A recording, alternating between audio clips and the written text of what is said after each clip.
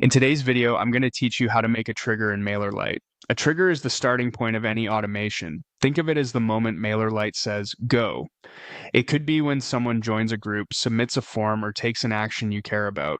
Getting this right ensures your workflow starts exactly when it should and reaches the right people. Begin by opening your Mailerlite dashboard. This is your home base where you can see your account overview. From here, head to automations. This section is where all your workflows live, and it's where you'll create the one that will use your trigger. Create a new workflow by selecting New Automation.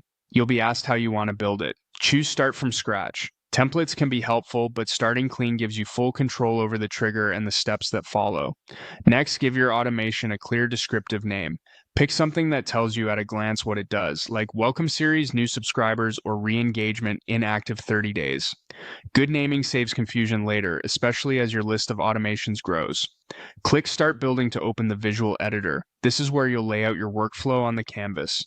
On the left sidebar, locate triggers. If the panel is collapsed, expand it to see your options. You'll find choices like joining a group, form submissions, link clicks, and other subscriber-based events. Choose the trigger that matches your use case and drag it onto the canvas.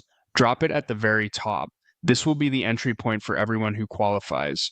As soon as it lands, a settings panel opens so you can fine-tune exactly when it should fire. Edit the trigger details carefully. For example, if the trigger is joins a group, select the exact group that should start the automation. If it's based on a form, pick the specific form. Adjust any available conditions or filters so you narrow it to the right audience. Look for options like running the trigger once per subscriber versus every time the event happens. Choose what aligns with your strategy.